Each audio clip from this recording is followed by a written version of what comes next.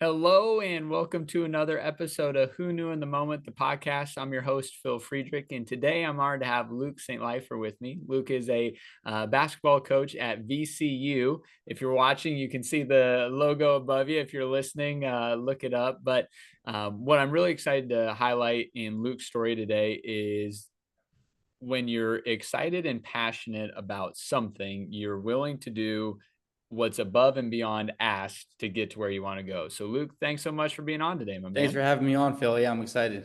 Absolutely. So, to just start your journey, as a kid, oftentimes it's natural to find a love of sports and competition. So, talk a little about growing up and where sports kind of intersected into your life. So I grew up in North Jersey, and growing up, I played all different kind of sports. We played baseball, played football, basketball. My dad played baseball at Rutgers, so that was kind of what I gravitated to at first. And then my brother was a big basketball player, so we started playing one-on-one with him in the driveway, and he would beat me down pretty bad, and then I started getting a little bigger and taking it more seriously, and those games got a little closer and more competitive. And all I can remember from childhood days of playing basketball in the driveway is I wanted my jump shot to look exactly like my brother's. I thought he had the nicest jump shot in the world, and I would practice every day. I would never tell him that, of course, but I would practice every day to try to get my jumper like his. And I think that's honestly where I fell in love with the game. Now, I similar to you, I've got an older brother, 6 years older than me that, yeah, you just compete against, and then one of my best friends, about what, 4 years older than me that you'd always compete against. Did you get that magical day of beating them and, going, 1 and, 182, but did you get that win one day? It did come one day, and it wasn't easy. Every time I got to the basket and I thought I had a free layup, that arm came down hard on my back. For he made me earn every single one of them when I started to get a little faster and stronger than he was. But no, it was a lot of fun growing up playing against him, and still to this day, like my jump shot has like a little bit of a hitch in it. It comes backwards because he's 6'2", so he's a little bigger and longer than I am. And the Yeah. only way that I can get my shot off is if I brought it back a little bit before I shot it. And I still have that same hitch into my jump shot today. Amazing. No doubt a byproduct of repetition, right? No question. That's amazing. So as you're growing up and you're progressing, high school sports become a thing. And I think for a lot of folks, playing basketball in college is that ideal dream situation, right? And you end up deciding that Florida Southern is the place for you. So talk a little about high school basketball and then the decision to, stay on the East Coast, but head south. Yeah, so just to be completely transparent, I was not a very good basketball player. I struggled to make the freshman year team at my high school. I really, to be honest, I really only made the team because my brother had played on varsity, and you don't want to cut the varsity player's little brother. So I made the team as a freshman, didn't play much. Sophomore played on JV, junior year played on JV and sat the varsity bench. And then I think my biggest jump was my junior year to my senior year. I really took it seriously and wanted to be an impact player on varsity my senior year. Small high school in New Jersey, public school. Ended up starting on that team my senior year, which was an awesome experience. I played for a guy named John Byduk, who I'm still very close to this day. Comes to our games and all that. Important person in my life for sure. And then I really did not have real intention to play college basketball. I thought the only way I would play college basketball is if I stayed home and played at a small Division 3 around where I grew up, and I didn't want to do that. I wanted to kind of get out of New Jersey and experience some different things. So I ended up going down to Florida Southern. I got involved with the basketball team. I met them in the rec center of the gym at Florida Southern. I ended up being a manager my Yes. freshman year at Florida Southern, which what was a lot of fun. I just wanted to be involved in the game still and be around basketball at a high level. And we end up going 36-1 and winning the national championship my freshman year, which was you can't even dream of making like that. That's just, getting to walk into that situation was such a blessing. And then what happened was that my freshman year coach, Link Darner, left to take the job at University of Wisconsin Green Bay, Yeah. and Mike Donnelly came in from Southern Connecticut State, and he called me that summer and was like, "Are you going to come back?" And I said, "To be honest with you, I'm not sure. I think I want to play, and I know I can't play here." Yeah. So that would mean that I would probably transfer and go to a smaller school back up in New Jersey, and I kind of got the itch for playing again. And he said, "Well, do you like school down here?" I said, "I do. I love it." He said, "You have a good friend group down here?" I said, "I do, but I love my friends down here." He's like, "Well, why don't you just walk on down here?" He's like, "I can't guarantee any minutes. I can't guarantee playing time, but you can be part of the team, practice and dress." And I said, "I'm in." And Yeah. because we won the national championship the previous year, we played Duke University as our first games at my sophomore year. So I tell people all the time, my senior year, I fouled out of a state semifinal game. And I said, I'll never play organized basketball again. The next time I checked into a basketball game was at Cameron Indoor, sold out against Duke in the second half. And I was guarding Grayson Allen. So you do really never know what's next for you in life. Yeah. So I want to highlight a couple of things there because I think it's really important in your journey and in your story is you fell in love with, the game, a wanting to be a part of something. You didn't fall in love with the accolade, right? And I think for so many people, it's those mountaintop moments that are the reason that you fall in love with something. But then when you don't hit it, it's almost as if your world comes crashing down. Whereas for you, you fell in love with just the sport of basketball, right? It's like, hey, I know I'm not the starting guy. I'm not the, leading scorer, but I just want to be a part of the team. I want to be a part of the community. So talk a little about, your personality and just being in love with, adding where you can and being a part of something bigger than just yourself.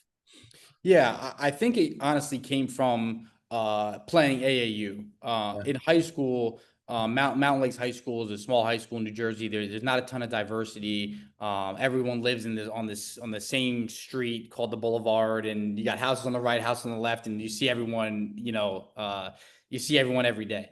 Then playing AAU, I just thought it was so cool that the dude sitting to the right of me is from a completely different town, Mm. different background, different. He might have walked to practice. He might have biked to practice. The guy next to me, same thing. Doesn't speak very good English. His parents aren't from here, and he is completely different from the way I grew up, and he's completely different from the way the guy to the right of me grew up. Yeah. And we are sitting here together for a common goal. And Yeah. I thought that was just the coolest thing ever. And I think it was more about that than it really was even about the game. I just Mm. thought it was we could have been in a rock climbing competition. I just thought it was cool that the three of us are so unbelievably different, yet are here in the same room working towards something together. I thought that was awesome. I love it.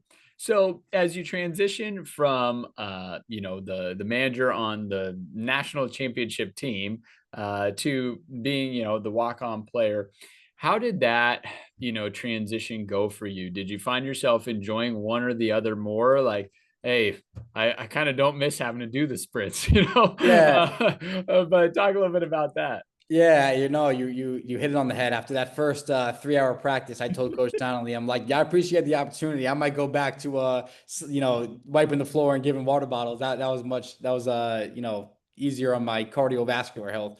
But no, I enjoyed it. Because the one thing about me in the reason why I fell in love with basketball is like I just like to hoop. Like it doesn't have to be in front of 14,000 people. It doesn't have to be in a nice gym. I grew up playing outside on parks, playing in the driveway. Like it was just the game to me. So, practice was that. And I'm very, very fortunate. Coach Donnelly, the way he sets up his practice is he thinks that if you want to get condition, play. You want to get higher IQ, play. You want to Yep. get better defensively, play. And so our practices were all live. We were not a half court shell defense team for an hour. If we were, this story might have gone different, but we weren't. And I think, every day I would look forward to just being able to go out there and play basketball with my friends. I love that. Now, while you're in college, and maybe it was before you even got to college, but while you're in college, was there kind of a flip of the switch that all of a sudden you're like, all right, I think I want to go into coaching and have that be my vocation? Yeah, I again, and not to sound repetitive, but I think for me, it was less about drawing up like plays and seeing different actions and going into coach's office to talk about scheme rather than the camaraderie that we had in the locker room. I thought it was super super cool, and because that I really didn't have any skin in the game because I wasn't necessarily competing for a spot. I think my service to the team was helping everyone else reach their goals, Yeah. and if someone was not shooting the ball well, I'd be the one to text them at 11:30 at night and be like, "Oh, let's go get in the gym. Let's go Mm, get some shots up." Someone was struggling defensively, it'd say, "Come in the gym, like just guard," yeah. and it was I think what clicked for me was putting in some of those hours with those guys who were really trying to get the goals that they were trying to achieve, and then Yeah. seeing them achieve what they wanted. And that for me was like, I could see myself doing this as a career. I love that. Well, and it's kind of embarrassing to admit this, but when you said that, I had to just reflect on my career. And it's like, I remember, pivotal times in my life where I was super competitive with one other player for a starting spot. And you didn't do that, right? It was like, well, I'm going to go get some shots Right. up, but I don't want to text him. Like, this is my leg up. Like, it would be better for the team if we both got in, but Right. I'm Right. trying to start here. So I think that's a really neat perspective. And, I guess for you, the beauty of your journey thus far, and we'll keep rolling here, is when you carry yourself with high integrity and team first mentality, people notice that. And so, as you mentioned, your coach from the freshman year national championship run takes the job in Wisconsin, and matter of factly, you end up being an intern up in Wisconsin. So, talk a little about how that came to be post graduation. Yeah, that was a an opportunity I got again with Link up in Wisconsin Green Bay, and Florida Southern just has this like I'm a big Knicks fan, Yeah. and the Knicks have a saying, once a Knick always a Knick. And yeah, I feel the same way about Florida Southern. Once a mock, always a mock. We're the Florida Southern Moccasins. That's our mascot, and people just take care of each other down there. Mm. And he was very, very gracious to let me come up to Wisconsin Green Bay and get my feet wet in coaching and see how it all operates, especially at that level, which was a really good experience for me. Because at the end of the day, what I think is important for people to realize about that is that I was a manager on that team. I was Yeah. not the 20 point a game guy. I was not a role player. Like I was a manager. He didn't owe me anything, and the Yep. fact that he gave me the opportunity in his first year to go up there and spend some time and learn was a really good experience that I'm really grateful for. Yeah. Well, and once again, I think it speaks volumes about you that when that opportunity, was available on his side and you were looking for something, you make it work because I think so frequently in this could be in sports, it could be in your home life, it could be in the world of business, you feel like the interview is where you're going to get your leg up, and the reality is it's all the things before the interview ever even transpired where that coach, and I'm sure maybe there was a formal interview process Luke had to go through, but the reality is as long as you were willing to come up to Wisconsin from Florida, you probably had the opportunity, right? Because Right. of the character he saw when you were the manager and what you added to the team. So maybe talk a little bit about that, for you, and just that idea of you're interviewing before you ever actually step into an interview for that opportunity. Yeah, it's a super super important mindset that Phil Martelli Jr., head coach here, Yeah. he says it often. Like every day is an interview. How you carry yourself when people are watching, how you carry yourself. More importantly, when people aren't watching, is probably more important than really anything. And it truly is, in my experience, it's less about ability than it is about character. Yeah. And it's always come back to me tenfold when you just treat people the right way and you do the right thing. Yeah. And I know it sounds so simple, but But like you said, like that competition example is a good one because sometimes we get so caught up in our own world and what we have going on that naturally you pull down other people, Yeah. and I think that that's one thing that helped me even being as a walk-on at Florida Southern is having different conversations with different players about what their goals are was interesting because everyone had a common goal, but sometimes within the common goal, there would be selfish belief. And Yeah. I want to reach that common goal, but I want to do it on my terms, and Mm, I think what's helped me get to some of the places that I've been is just having, that common goal with unselfish belief, believing in the people around you, even if it doesn't fit your own agenda. yeah. And I think that that could be one of the things that Link saw in me, and which is why he's always been great to me, and any time I need him, he's there for me. I love it. Well, and I don't know if you like to read or not, but there's an author, Simon Sinek, Yeah, yeah, I like and Simon Sinek a lot. yeah, and I love how he talks about the infinite sum game versus the finite game, and he goes, for most people, you think about life in a finite way, right? Like, well, if Luke wins, Phil has to lose. And there are certain situations where that is the case in life. But for most things, if I help you, it can be good for you and good for me. It doesn't have to be a winner and loser in most interactions that happen in life. And so it sounds like you're really embodying that, like, hey, I just want the best for the overall, program, and I will do my part to get that. And I just believe that if I do those right things eventually, right, there'll be an opportunity for me in the future. No, no question. It's funny you say that too, because I was just talking to a friend not too long ago on another podcast actually, and it's something we've talked about is that I didn't always, I don't want to make it seem like I've always had Yeah. that mindset. I did not always have that mindset. And early, even honestly, early in coaching, I was taking other people's success as personal failure, and I would Yeah. look at someone get a job that I really wanted or go work in a league that I wanted to work in. And I'm like, like that's saying something about me that I can't be that, Yeah. when it's just not the case. You really got to celebrate other people's success and realize like your path is your path. And just because someone else is doing something or achieving something has nothing to do with the path you're on. I love it. Well, so to take the next step for you from Wisconsin Green Bay to Bryant, talk a little bit about how that opportunity comes to be and, what led you to decide, hey, I think Bryant's the right fit for me.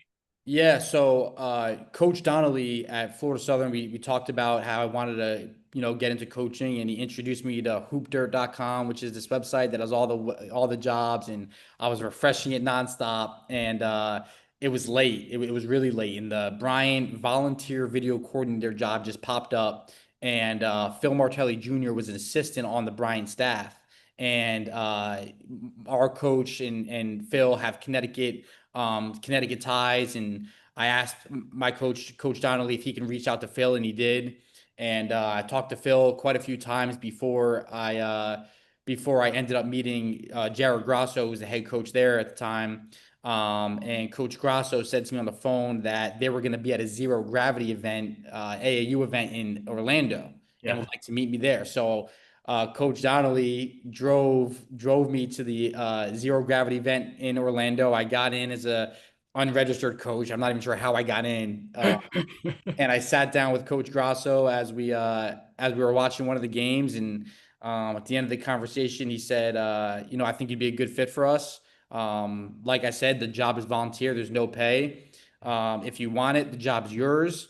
I was there on Wednesday. He said, you got to be there by Friday.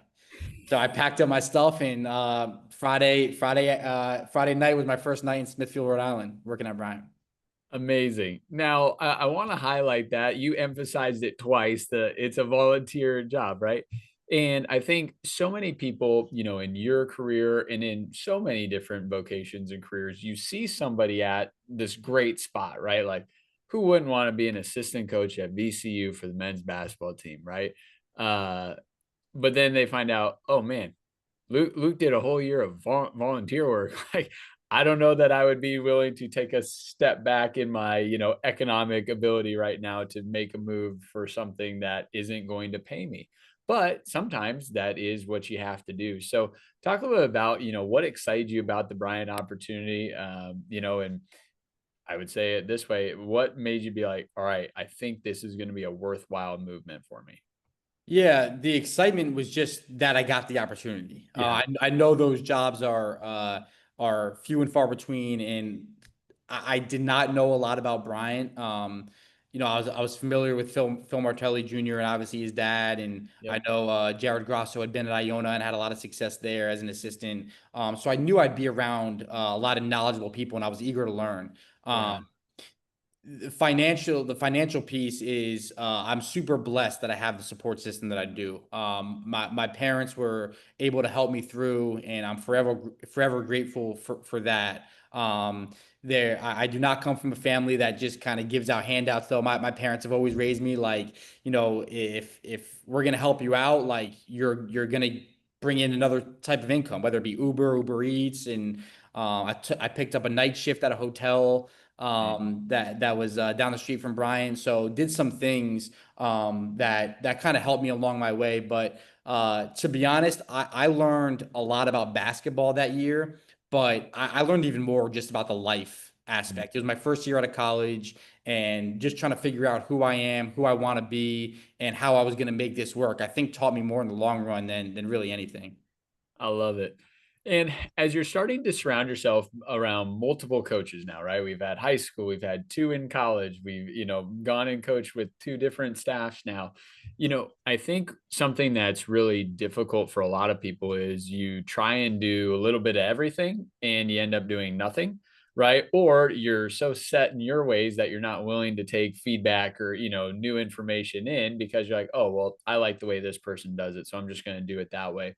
So talk a little bit about, creating your, coaching beliefs and philosophies, but also, continuously being open to learning new and from new people. Yeah, I truly believe that you become a product of your environment, and I think that's the hardest part in coaching is to figure out how to be yourself, but also, coaching is not that 9 to 5. Like Yeah. you are around these people 24/7, including Christmas, Thanksgiving, and any other holiday. So you really do begin to take on a lot of the personality traits that the people around you have, and some are good, some are bad. And it's up to you to really figure out that balance of, what can I take from this and what also don't I want to be, Yeah. and I do truly believe like the person you're talking to right now is mostly Luke St. Lifer, but you got a little Mike Donnelly mixed in there. You got a little Jared Grasso, you got Phil Martelli Jr., you got Link Darner, you got all these different coaches who have had such a big impact on me, and just helped me along the way with basketball knowledge. But also at the end of the day, like this basketball thing it's really a life thing. We're working with young men to really turn them into great people. And the strategies and things that we do to make that happen, I think, is what really makes a lasting imprint on me. I love that. So to continue the journey, we're at Bryant, and then from Bryant we go to Lemoyne. Talk about how those connections come up, and what made you decide, hey, I think this is a good opportunity to take a step in a different direction. So yeah, Nate Champion was an assistant coach at Florida Southern when I Okay. was there. He was he was assistant at Florida Southern. Then he bounced around, ultimately ended up getting the Lemoyne head job. And when I was at Bryant, obviously, like we talked about, it's a volunteer job. The Lemoyne job was full time. Me and Coach Champion are really close. We still are, and it was just one of those opportunities to go there as an assistant, which was a coaching job. I wanted to coach. It was an opportunity that I couldn't pass up on, and those guys at Bryant were super happy for me when I got that opportunity. Yeah. Now, as you're joining in, being full-time assistant coaching realm, were there things that were surprising to you as you stepped into that role versus other roles that you'd had before? Or was it like, hey, I'm getting a paycheck, but well, whatever you need, just send it my way. Like I've done this for free. I will certainly do this, for pay now. Yeah, there were definitely some differences. I think at first, the video coordinator role at Bryant, I was I was in the background, like I was in practice involved and was able to get in the gym with guys and whatnot. But I was cutting up video, doing analytics. We do these things called tendencies of players that we were about to play. I would do that for a majority of my day. So I didn't really have a coaching voice, Yeah. and I think the biggest difference going to Lemoyne was now I was relied on to really coach. Yeah. And not only was I trying to coach and have a voice, but coaching people who are only a couple years younger than I am, Right. so just figuring that piece out of being like relatable to them because they Yeah. know that they can trust me because I understand what they're going through, but also at the same time, like having that line of respect and making sure that respect is mutual, not only one way, not just they respect me because I'm a coach, but making sure that I treat them the right way so that they know that I ultimately care about them and want to see them, be successful.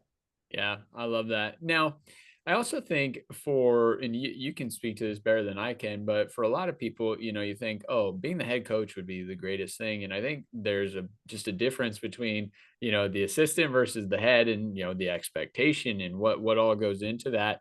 As you've, experienced more and more, coaching roles and opportunities, is that something you've started to kind of notice, hey, this is where I think, I'd like to be, or are you still navigating what that ideal role or position is? Yeah, I think I'm still navigating it. I feel like I used to think about that a lot more than I do now. Yeah. And just to be honest, it's never served me well when I get like down that road of what do I want to be, what do I want to do. Oh, I'm super ingrained in my faith. I'm a believer in God and all and everything. And I think what's helped me within my faith too is God is more concerned with who you are than what you are, mhm. And Yeah. early in my coaching career, it was always, how do I be that job? How do I get that job? How do I get to be an assistant? How do I get to Division 1? How do I get to high major? And you just go down this rabbit hole as opposed to, yeah, how do I just be a good person? How do I be faithful? How do I be, inject energy into people? How do I be compassionate? How do I be empathetic? Stuff like that. Just more of who I am as a person, as opposed to the job title or what level I want to be at. Yeah, I mean, I think that, encompasses in sports so many, folks will talk about the audience of one, right? It's kind of that idea of, hey, if this is, pleasing to God and, I'm doing things in the right way for his glory, then eventually the opportunities that I'm supposed to walk through will present itself instead of worrying about, hey, how does this look on my Instagram or how's this, Right, right. look in my friend group, having that as the priority. Yeah, for sure. I love it. So, as your time at Lemoyne comes through, I hear we're going back to Bryant. Yep, back to Bryant, director of basketball operations job open there, and they called me to come back, and I just thought at that time it was a good opportunity to get back into Division 1, and I did not plan on being at Lemoyne only for a year. It was around people that I love, and uh, I had a great time. I love Lemoyne. It was awesome. Outside of the fact that it was -4 degrees on most winter days, and it felt like my face was bleeding. It was so cold, but it uh, it was just one of those opportunities that I couldn't pass up, and so ultimately, yeah, go back to Smithfield and be their ops guy for 2 years. Now, while you're there, the NCAA tournament, you guys happen to qualify for that. So, talk a bit about just being around a team that's able to perform at a high level and then end up making it to the NCAA tournament. Yeah, what was cool about that was I was there from the start. I was there our first year. And Yep. so to see these guys take over a team that won 3 games the previous year and remold it into what it became, ultimately winning a championship and going to March Madness, I think that made me double down on this is what I want to do even more. Yeah. And because I think it's very rare where you get to see culture shift in front of your eyes, Yeah. and um, I saw that in real time. I saw the players get more disciplined. I saw the players really buy into what we were about. I saw the way that we started to carry ourselves every day. The way that we practice, and hearing Coach Grasso talk about that and our staff talk about that from day one, to see it go into full motion was a cool opportunity for me as a young coach. You don't get a lot of those.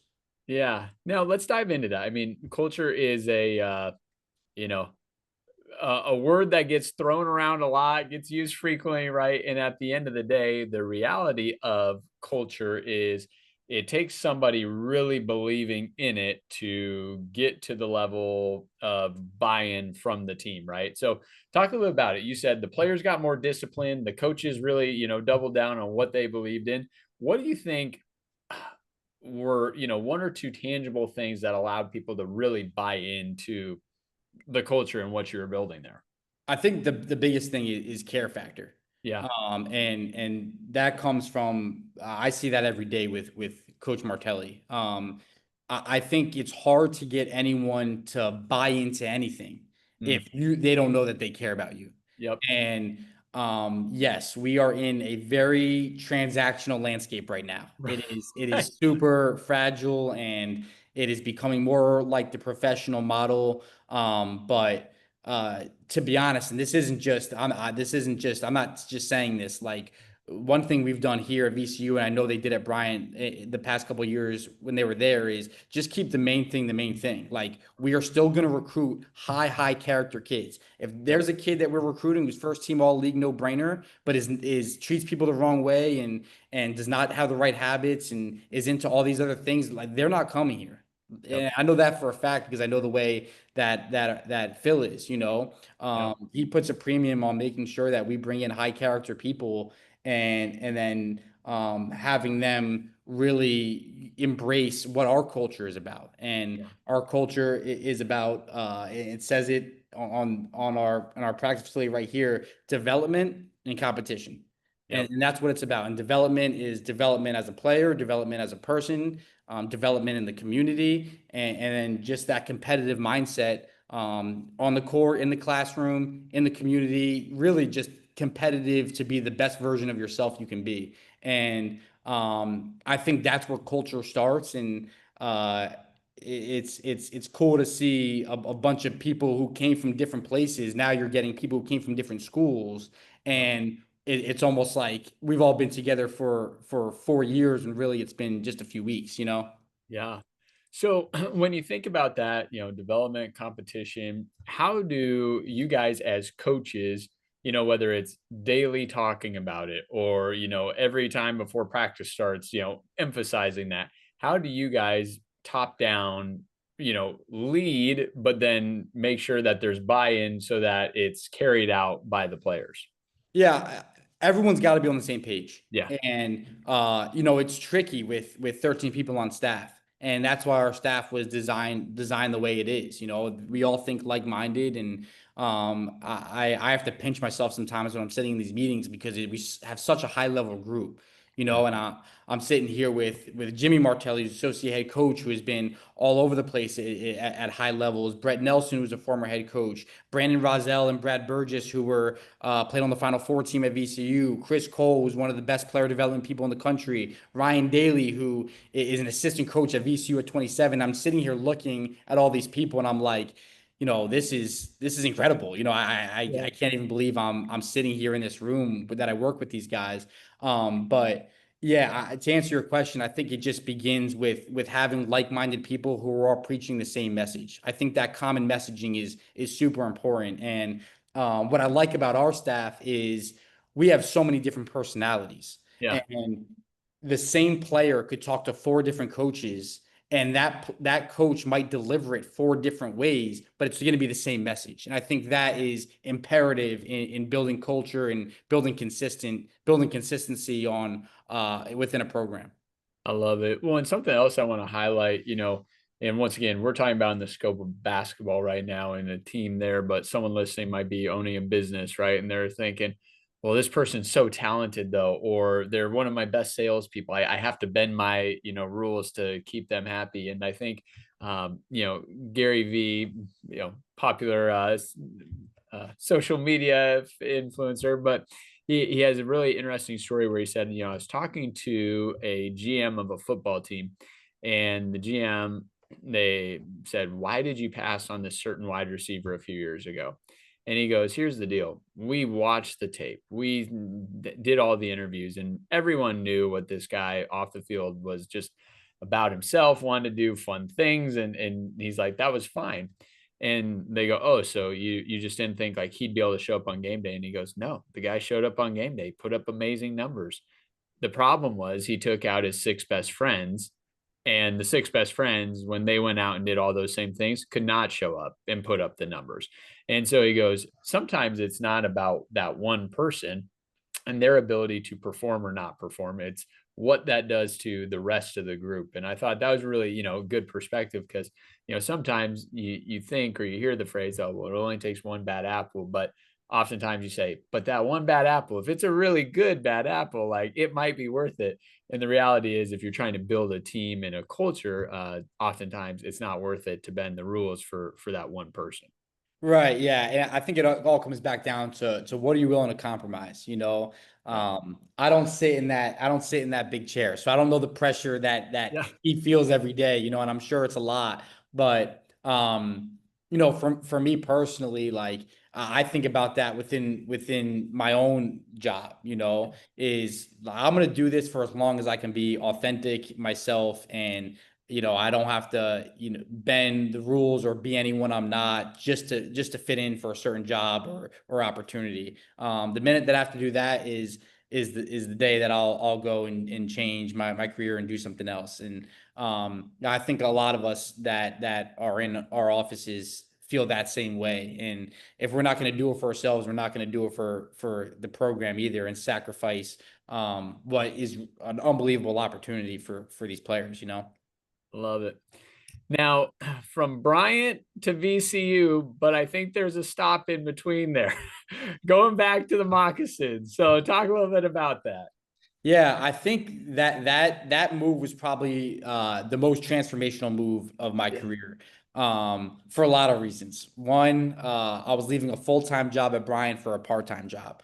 Yeah. Um, I was also leaving to go home. Like that's home for me. I love those guys down there. Um, I always say that if you don't hear it in my accent that I'm from New Jersey, if you can't sniff that out first, I'll tell you I'm from Lakeland, Florida. Because I really do love it down there. My parents are only an hour away in Sarasota.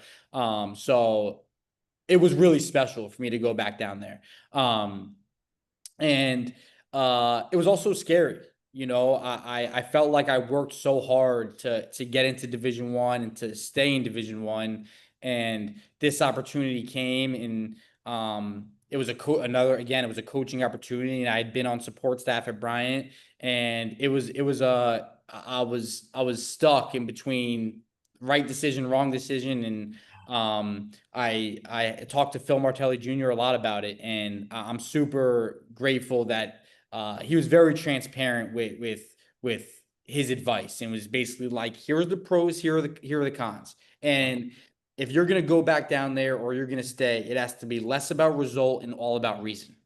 Mm. And when you make this decision, it's the reasons that you go down there. So, and that ultimately ended up becoming true when I was at Florida Southern and Bryant wins a championship. And I didn't feel that jealous, like I didn't feel that envy, normal human instinct that normally kicks in.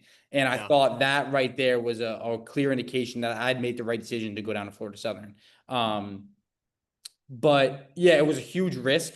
But I learned a lot about risk taking in that decision, and I truly, truly, truly believe that if I did not go down to Florida Southern for those past 3 years, I wouldn't be here at VCU right now. Yeah. So, I love the way you said that, the reason to make a decision versus potentially the outcome of the decision. And I think for so many people they focus on what could go wrong in the decision, that cripples their ability to make the right decision, just being the one that probably has the most reasons to go make that decision. And I want to just gain your insight on this, but one thing that um, a gentleman on the podcast shared, he actually ran the MFCEO podcast with Andy Frisella, but he goes, so many people think there's a right and a wrong choice. And he goes, most decisions in life aren't the end all be all, right? There are certain Right. decisions. If you do this, like that will be that will close a chapter of your life, or that will lead to that. But most decisions, it's like worst case scenario, Luke goes down to Florida Southern, and a year later he realizes, man, I didn't make the right choice, and there's probably going to be an opportunity for him elsewhere. Yet we put so much pressure on ourselves to be like, oh my gosh, this is such a huge decision. And it's like, well, I mean, it's big, right? And it's important, but at the end of the day, there's going to be another door that'll open. It just depends on when and where. So talk a little bit about that for you in hindsight, but once again, knowing that that was a difficult decision in the moment. Yeah, I think it all goes back down to the pressure that there is on what your career should be, how much money you should make, what title you should have, that all of us kind of idolize this like stair. Mhm. Everyone sees the stairs to success, Yeah. right? And at the end of the stairs, the top of the stairs is that ultimate goal, that ultimate job, that promotion, that pay raise. And what happens is if you just keep going up the stairs, you get stuck. Yeah. And the reason why I say it was such a transformational experience for me is because I essentially jumped off the stairs, and that was so valuable to me going forward in my career, is that you got to take risks. Yeah. And taking the risk not only helped me in a variety of ways, but it showed me who I am. I think when you take risks, you find out who you are, you find out what you're made of, you go through some of the embarrassment, you start to filter out whose opinions matter and whose don't, Yep. and you ultimately get to what you're meant to do that way. So that might be bad advice for anyone that's climbing up the stairs trying to get what they think is the next best thing. But I truly believe that you got to test the limits, you got to take risks, and sometimes you just got to do it. You got to do it scared. You got to do it uncomfortable. You got to do it unready. You just have to take a leap of faith and believe that it's going to work out. I love it. So to land the plane, we're in VCU.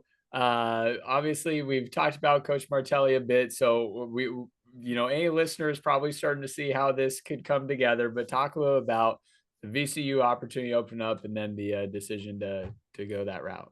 Yeah, so I was sitting on my couch. Me and Phil have a really great relationship. We've stayed in touch throughout pretty much since 8 years ago when I went up there for the volunteer job at Bryant to now. He's been a resource for me that helps me out with basketball stuff, life stuff, relationship stuff. He'll be happy I mentioned that. He's just a really important person in a lot of my life decisions, and super grateful for him. So we've stayed in touch throughout the time that I was at Florida Southern, and I called him like two or three times, and he didn't call me back, which was rare for him. Usually he texts me or something like that. So I knew something might be going on, but I wasn't really sure. And then, sure enough, I see on Twitter that Phil Martelli Jr. will be named the next head coach at VCU, which yeah, I was super excited by. But to be honest, I didn't originally thought that I would end up coming because I had left, and Yeah. everyone's replaceable. There are people at Bryant, who Yep. obviously took my role there, and so I understand that there's loyalty there and things like that. But it ended up shaking out where he called me and told me that they had a job available, and these were the details. And uh, I think I was super humbled, honestly. And this is a dream come true for me. I would never expect to be at VCU. The fact that I walk in these offices into this facility every day, I get the chills still. But I think what I was truly excited about was the fact that these opportunities are so rare. Yeah. And he got his dream job to be the head coach at VCU, and he called me to be his ops guy, and that meant more to me than the job itself. It truly did. And I I was living a good life down in Florida. My friends are down there, my family is down there, but it was almost like, no, I got to go be there for my guy. Yeah. This is his shot, and he's relying on me. So packed my stuff and drove to Richmond.